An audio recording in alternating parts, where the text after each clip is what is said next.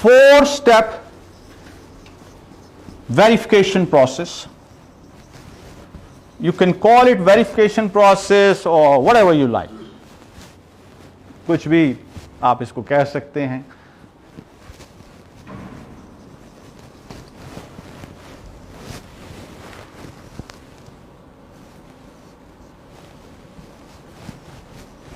ODD. OADD. The first O is the ownership. क्या आप कोई ऐसी चीज बेच सकते हैं जो आपकी ना हो?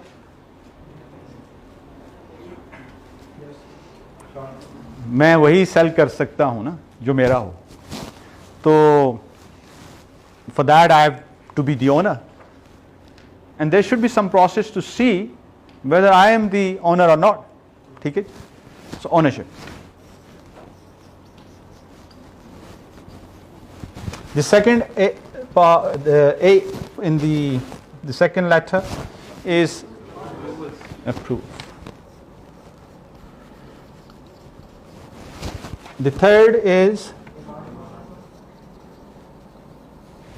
and the fourth is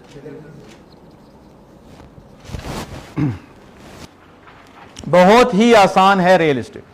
real estate में दो तरह की डेवलपमेंट्स होती हैं. रियल एस्टेट डेवलपमेंट दो तरह की होती है. कोई बताएगा कौन कौन सी?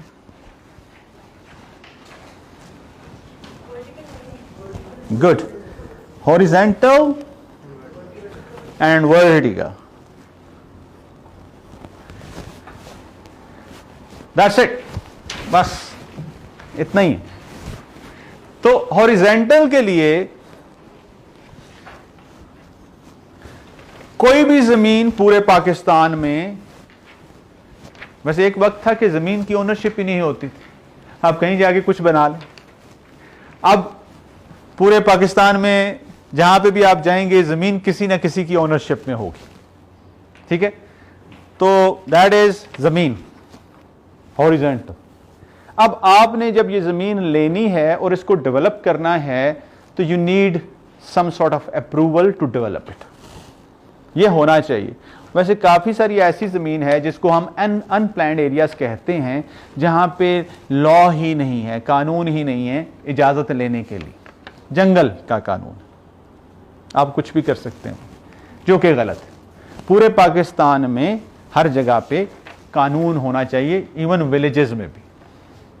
टाउन प्लानिंग लॉज होते हैं दुनिया में, जिसके थ्रू आप किसी विलेज में, किसी गांव में, किसी भी जगह पे कोई भी डेवलपमेंट करनी है तो उसके कुछ पैरामीटर्स वो आपको बताते हैं कि ऐसे डेवलप करना है.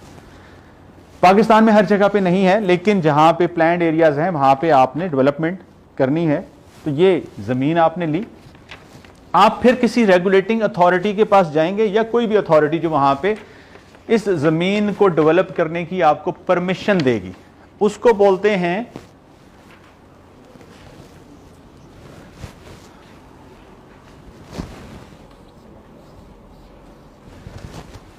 Layout plan, LOP. तो आपका वो पूछते हैं ना अक्सर, LOP अप्रूव्ड है? किसी भी सोसाइटी का LOP, दिस इज हॉरिजॉन्टल. अच्छा, अब हॉरिजॉन्टल में फॉर एग्जांपल ये जमीन है, इसका ये LOP अप्रूव हो गया कि ये प्लॉट्स. अब ये प्लॉट का नंबर लगे 1 है, ये 2 है, ये 3 है. अब प्लॉट नंबर 3 के ऊपर किसी ने बिल्डिंग बनानी है, तो first of all they need the approval. LOP के लिहाज से जो प्लॉट अप्रूव्ड है उस तरह की डेवलपमेंट के लिए कि यहां पे, और जब LOP अप्रूव होता है तो इसमें सिर्फ 5% कमर्शियल होता है, बाकी रेजिडेंशियल होता है, या और एमेनिटीज होती हैं, रोड्स होते हैं, बाकी चीजें होती हैं. There is a certain formula कि इसमें ये होना चाहिए, कब्रिस्तान, ये सब कुछ. अब जो प्लॉट जिस तरह की डेवलपमेंट के लिए अप्रूव्ड है वही डेवलपमेंट हो सकती है. लेट्स से एक प्लॉट ये है कि जी यहां पे रेजिडेंशियल हो सकती है, यहां पे कमर्शियल हो सकती है, यहां पे हॉस्पिटल हो सकता है, यहां होटल हो सकता है.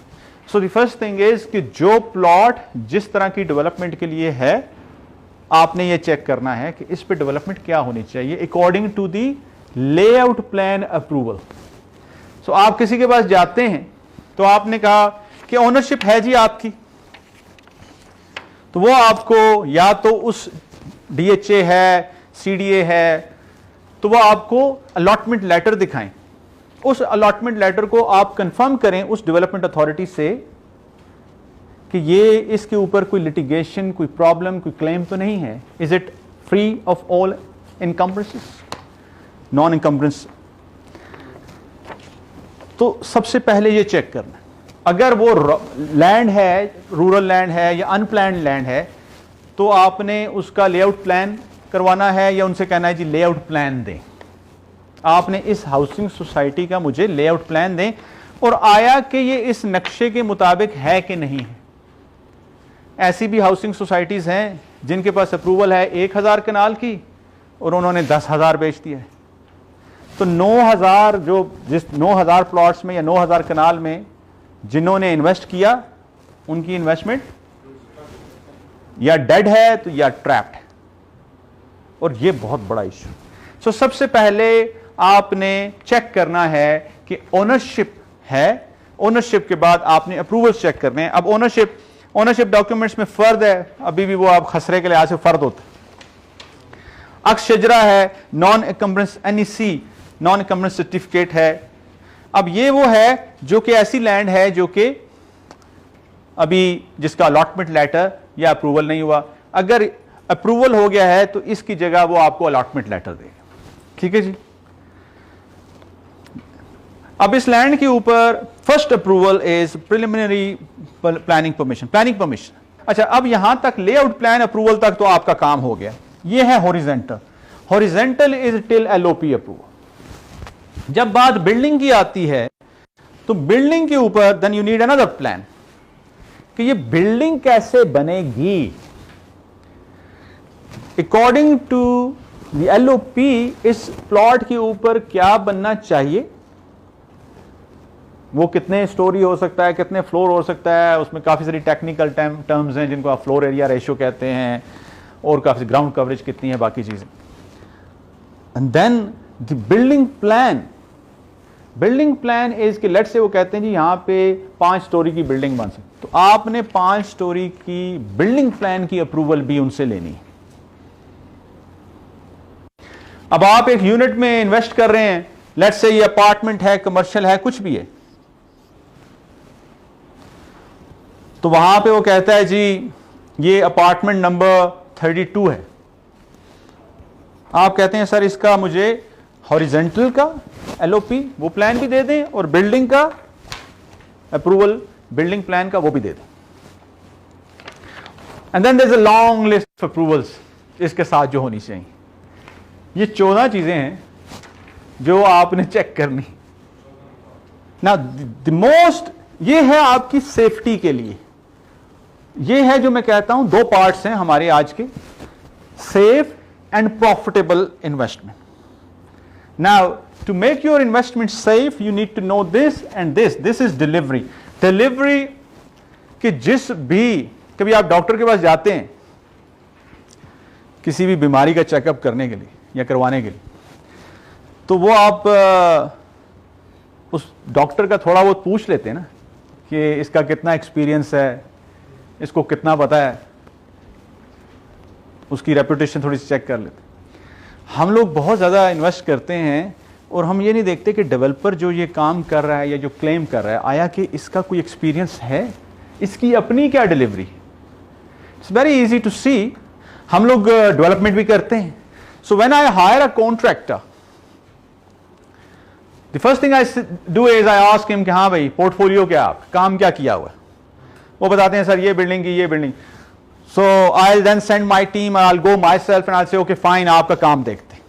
उनका काम देखने के बाद मैं फैसला करता हूं कि हाँ भाई इसके साथ हमें इसको काम देना चाहिए या नहीं देना चाहिए। यही काम है कि आपने ये देखना है कि जिस भी डेवलपर की डेवलपमेंट में आप इन्वेस्ट कर रहे हैं उसकी डेवलपमेंट है कैसे, या उसने आज से पहले डेवलप किया क्या है।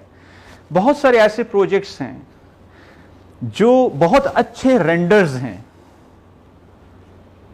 लेकिन उन्होंने पहले काम नहीं किया हुआ। So we have to see the delivery के कितना पहले काम, कोई भी डेवलपर जो सेल कर रहा है उस तरह का कितना पहले उसने काम किया। नाउ दिस डी, ये डी बड़ा प्रॉब्लम वाला, दैट इज द डिमांड। ये बड़ा ये इशू भी है, इसके लिए तो मुझे हाफ डे चाहिए कि मैं ये डिमांड के ऊपर बातचीत करूं। लेकिन इन easier word, every development here in Pakistan should be need based and demand driven.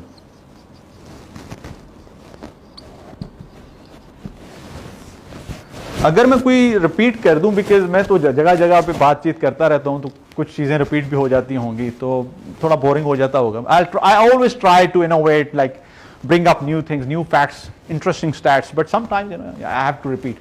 Okay, so हमने पहले कभी इस पे बात की नीड बेस्ड डिमांड ड्रिवन पे? ओके, इस्लामाबाद की एग्जांपल लेते हैं। इस्लामाबाद में आप जगह जगह पे बिल्डिंग्स देख रहे हैं, वो बड़ी बड़ी होर्डिंग्स लगी हुई हैं और बिल्डिंग्स दिखा रहे हैं उन होर्डिंग्स पे। तो एक बात, जब कोई रेजिडेंशियल बनता है तो उस रेजिडेंशियल का कितना कमर्शियल होना चाहिए? Let's say this is 100%, so only 5% can be commercial. Only 5% of the whole development should be commercial. अभी जब आप बिल्डिंग्स देखते हैं, वर्टिकल बिल्डिंग्स जो इस वक्त बन रही हैं, और आजकल बहुत वर्टिकल बन रहा है, it's a good thing that vertical का ट्रेंड कंटिन्यू शुरू हो गया। आप इस्लामाबाद की एग्जांपल लेते हैं। इस्लामाबाद में जो आप बाहर रोड्स पे होर्डिंग्स देखते हैं, उनमें कितनी हॉरिजेंटल हैं और कितनी वर्टिकल हैं, और सॉरी कितनी कमर्शियल हैं और कितनी residential? Do we have both? हाँ, लेट्स से अगर आप 20 प्रोजेक्ट्स बाहर देख रहे होंगे मार्केट होते हुए, तो कितने परसेंट रेजिडेंशियल होंगे, कितने परसेंट कमर्शियल होंगे? हाँ, आप कह रहे हैं कि कमर्शियल जो है वो 70% है और 30% रेजिडेंशियल है, ये आप कह रहे हैं? तो ये सही हो रहा है या गलत हो रहा है? ये परसेंटेज क्या होनी चाहिए? क्योंकि नीड बेस्ड, नीड जरूरत कितनी की है। अच्छा, who is, thank you, who has to make sure कि जो जरूरत है वही बने? हाँ,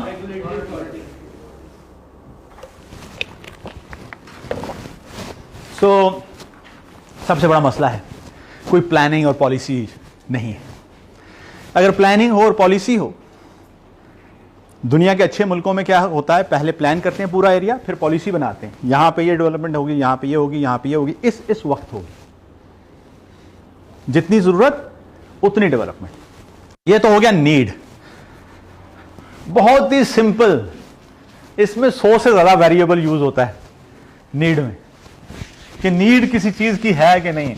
उसमें पूरी अर्बन प्लानिंग आ जाती है, उसमें लोगों की क्या जरूरत है, उस लिहाज से पूरा उनकी पॉपुलेशन डेंसिटी क्या है, उनकी परचेजिंग पावर क्या है, किस तरह की एमिनिटीज क्रिएट करनी है, किस तरह का स्किल सेट डेवलप होना है। लेट्स से एक स्पेशल इकोनॉमिक जोन बन रहा है, तो उसके साथ जिन लोगों ने रहना है वो और तरह के लोग होंगे, जबकि एक कंटोनमेंट जहां पे फौजी हैं वो और तरह के लोग होंगे। उनकी रिक्वायरमेंट्स क्या है, उनका लाइफस्टाइल क्या है। The town planners are called the doctors of the city, and the cities are the growth engine of economy. So ये पूरे की पूरी जो डेवलपमेंट होती है, इसके साथ पूरा एक निज़ाम चलता है। बहुत अच्छी प्लानिंग होनी चाहिए, बहुत अच्छी पॉलिसीज होनी चाहिए। सबसे पहले तो ये है कि वो नहीं। तो डेवलपर क्या करता है, डेवलपर गट फील पे काम करता है। How many developers would have undertaken some sort of feasibility study, किसी भी अच्छी जगह से उन्होंने कोई फिजिबिलिटी स्टडी कराई हो किसी डेवलपमेंट के लिए। कॉलियर्स है और इस तरह के बड़े बड़े अदारे हैं जो फिजिबिलिटी करते हैं। How many developers you think जो ये मार्केट कर रहे हैं उन्होंने प्रॉपर फिजिबिलिटी स्टडीज करवाई हों? हाँ, कोई यहां पे आप देखेंगे लोग नहीं करते। That's the biggest issue. Now that is the need. The next one is the demand. अच्छा, नीड है भाई यहां पे इतने यूनिट्स बनने चाहिए, लेट्स से वो यहां पे बात होती है 100 यूनिट्स बनने चाहिए। यहां पे हमारा जो फैमिली साइज है दैट इज 6। तो जब मैं 10 से 12 करोड़ वो बात करता हूं ना कि 10 से 12 करोड़ लोगों को घर चाहिए होगा, तो when you divide that bye 6 वो 2 करोड़ यूनिट्स बन जाते हैं। अब या तो वो अनप्लान्ड तरीके से बनेंगे या प्लान तरीके से बनेंगे, ये अब हम पे है, मुल्क पे है। अच्छा, अब नीड है 10 यूनिट्स की, आया कि डिमांड भी 10 यूनिट की है कि नहीं है? Demand is to do with the a lot of other factors that includes the desirability as well। कि अब एक बंदा है वो वर्टिकल में नहीं रहना चाहता, वो शायद ये करे कि मैं अपनी फैमिली के साथ ही रह लूंगा, वो क्या कहते हैं कंबाइंड फैमिली सिस्टम में, ये कहते हैं कंबाइंड फैमिली, मैं किसी अपार्टमेंट में जाके नहीं रहूंगा। उसकी जरूरत है लेकिन वो उसकी डिजायर नहीं, ठीक है। डिमांड में कमर्शियल की अगर बात करें तो कमर्शियल की जो डिमांड है that is to do with retailing. Commercial is about retailing, it's about कि जी आपने ये मॉल्स जो बनते हैं कमर्शियल मॉल्स में क्या होता है? मर्चेंडाइज सेल होता है, रिटेलिंग है ना। अच्छा, यहां पे पाकिस्तान में जो कमर्शियल मॉल्स बन रहे हैं वो रिटेलिंग के या इस तरह के जो आपकी जो फुटफॉल या लोगों की क्या जरूरत है उसके लिहाज से नहीं बन रहे। वो किस लिहाज से बन रहे हैं कि रियल एस्टेट की सेलिंग से जो पैसे कमाने हैं उसके लिहाज से बन रहे हैं। They are not demand driven. Okay, अभी आपने 10 एक again is going, you ask me question where I have to go into the technical stuff, और इसकी वजह से दूसरों को प्रॉब्लम ना हो। ओके, now this is technical, sorry मैं पहले शुरू में अपोलोजाइज कर लूं, बिकॉज देखें this is a course which is this the basic, लेकिन real estate is science, rocket science से मुश्किल है। बुर्ज खलीफा जब बना है तो रॉकेट बनाना शायद आसान होगा, तो इसमें बहुत ज्यादा डिटेल्स। एनीवे, ये मैं अब आपके क्वेश्चन को मैं आई ट्राई टू सिंप्लीफाई। किसी भी हाउसिंग सोसाइटी की एग्जांपल ले लेते हैं। जब भी कोई हाउसिंग सोसाइटी बनती है, उस हाउसिंग सोसाइटी में लेट्स से 1000 प्लॉट्स हैं और इसमें कमर्शियल कितने हो गए? लेट्स से 1000 कनाल है जो भी, या उस पे ये रेजिडेंशियल है, इसका कमर्शियल कितना होगा? You know we sort of assume कि 5% है, तो कितना हो गया? कितने कनाल हो गया या कितने प्लॉट्स हो गए? हाँ, 50। अब लेट्स से ये कमर्शियल है, बाकी सारा रेजिडेंशियल है। डेवलपर क्या करेगा? और ये बीच में रोड है। डेवलपर क्या करेगा? डेवलपर के लिए economy matters. So what he does is, let's say इस सोसाइटी के ऊपर उसने 1 अरब रुपया खर्चा है, तो वो सबसे पहले अपना कमर्शियल बेचेगा। अब इस सोसाइटी में जो पॉपुलेशन आनी है वो आनी है, लेट्स से डीएचए है, डीएचए 2 में जो पॉपुलेशन अभी आई है वो पिछले 20 साल में आई, और अभी भी डीएचए 2 में काफी हिस्सा खाली है, ठीक है। तो लेट्स से 20 साल में पॉपुलेशन आएगी, बट पहले शायद 5 to 6 मंथ्स में ही कमर्शियल बेच दिया। अब जिसने खरीदा वो रियल एस्टेट का काम करता है, रियल एस्टेट डेवलपर है, स्टेट, यहां पे ज्यादा स्टेट एजेंट्स और डेवलपर्स इस सवाल, तो उसने खरीद लिया। अब यहां पे उसने क्या किया, जिसने खरीदा उसने लेट्स से ये 5 करोड़ का खरीद लिया एक प्लॉट। अब उसने अपने 5 करोड़ तो निकालने हैं, तो वो क्या करेगा, इधर फौरन से बिल्डिंग बना देगा, so that he can sell that building और the units in that building and liquidate his funds, अपनी इन्वेस्टमेंट भी निकाले और कुछ प्रॉफिट भी बनाए। लोग क्या करते हैं, लोगों को तो इस सब साइंस की समझ नहीं है, वो अच्छी मार्केटिंग को देखते हैं और वो ये पूरे का पूरा लेट्स से कमर्शियल बन गया। इस कमर्शियल की जरूरत 20 साल में आनी थी। जैसे जैसे रेजिडेंशियल बनना था वैसे वैसे ही कमर्शियल बनना चाहिए था। क्योंकि commercial is to do with the, और ये कमर्शियल होते हैं छोटे वाले, जैसे आपने देखा होगा F6, तो सब मराकज होते हैं ग्राउंड +1, मरकज ग्राउंड +3, ये वो एमेनिटीज और इस तरह की बेसिक आपकी जो जरूरियात होती हैं पूरी करने के लिए वो कमर्शियल बनता है। ठीक है, अब यहां पे उन्होंने कमर्शियल बना के बेच दिया और उस कमर्शियल की फुटफॉल नहीं आया जितना आना चाहिए था, जितनी रेंटल यील्ड अचीव होनी चाहिए थी उतनी रेंटल यील्ड, जब फुटफॉल नहीं आएगा तो जो लोग बैठे हुए उनकी सेल नहीं होगी, जब सेल नहीं होगी तो वो रेंट उतना नहीं देंगे, जब रेंट उतना नहीं देंगे जिसे रेंटल यील्ड कहते हैं, तो एसेट की वैल्यू गिर जाएगी। एक यूनिट, इसमें एक दुकान उन्होंने बेची थी लेट्स से करोड़ रुपए की, करोड़ रुपए की दुकान में महीने में 50-60 हजार रेंट आना चाहिए। अब 50-60 हजार रेंट तो दुकानदार तब देगा जब उसकी सेल अच्छी होगी। अब सेल नहीं हुई तो वो 50-60 हजार रेंट नहीं दे सकता, तो लेट्स से रेंट जो है वो 25 हजार पे आ गया, तो करोड़ वाली यूनिट की कीमत भी 50 लाख पे आ गई। या दुकान खाली पड़ी हुई है और उसका रेंट नहीं मिल रहा तो कीमत गिर गई, तो वो भी ट्रैप हो गया कैपिटल या डेड होना शुरू हो गया। सो जो आप कह रहे हैं that is to do with demand. जो इसने यूनिट बनाए वो डेवलपर ने इसलिए नहीं बनाए कि यहां पे सेल कितनी होगी, उसने इसलिए बनाए कि यहां पे मैं ये रियल एस्टेट सेल करके पैसे बना लूं। सो हिज एक्टिविटी और his development, it was not demand driven. He was not thinking of the footfall, he was not thinking of retailing, he was thinking of getting the money out by developing that, by selling real estate.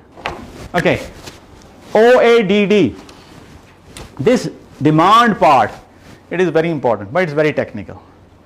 So demand part को तो जितना अच्छा आप समझेंगे, आपने सोचना यह है कि जो कुछ भी बन रहा है आया कि उसकी डिमांड है या नहीं है।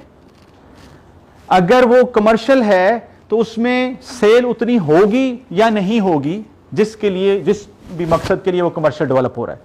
अगर हॉस्पिटल है उधर बिजनेस चलेगा या नहीं चलेगा, अगर होटल है तो वो रूम ऑक्यूपेंसी क्या होगी, लोग आएंगे नहीं आएंगे। So this demand is something which you need to look into, और इसके लिए आपको पढ़ना चाहिए। There is a lot of literature available, बहुत ज्यादा रिसर्च कर सकते हैं आप डिमांड के ऊपर, और जितना अच्छा इसको, बिकॉज ये बड़ा स्ट्रेट फॉरवर्ड है। ऑनरशिप एंड अप्रूवल चेक करना as I said straightforward, delivery check करना किसी भी डेवलपर की ये भी स्ट्रेट फॉरवर्ड है। आप देखें कौन डेवलपर है, उसकी क्या डिलीवरी है, पोर्टफोलियो मांगे जाके प्रॉपर्टीज चेक करें।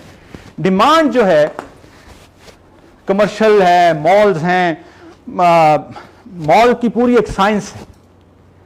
मॉल का जो वर्ड है उसके साथ एक साइंस शुरू हो जाती है। जो कमर्शियल स्पेसेस होती हैं, अब मॉल जो है वो लीजेबल स्पेस जो है उसकी 80,000 स्क्वायर फीट से ज्यादा होनी चाहिए to bring a decent mix, यानी कि मिनिमम इज 80,000 स्क्वायर फीट, और यहां से अपवर्ड। एशियन, हमारे ये जो साउथ एशिया, पाकिस्तान, इंडिया, ये इसी तरीके से पर 100 स्क्वायर फुट कितने लोग दिन में आने चाहिए, वो जो लोग आए हैं उनका स्पेंड क्या है, एवरेज स्पेंड पर पर्सन कितना होना चाहिए, इतने चौके पैसे बनाएगा तो इतने % उसका रेंट हो सकता है, तो ये रेंटल यील्ड होगी। So you can determine the rental yield like 2-3 years, 5 years in advance, and from that rental yield you should determine the value of the asset, and that is where you can then project the price, what should be the price of this particular asset and how this price is going to go up on a year-to-year basis. ठीक है? Okay, I'll stop here. This is 4 step. ठीक है जी? Now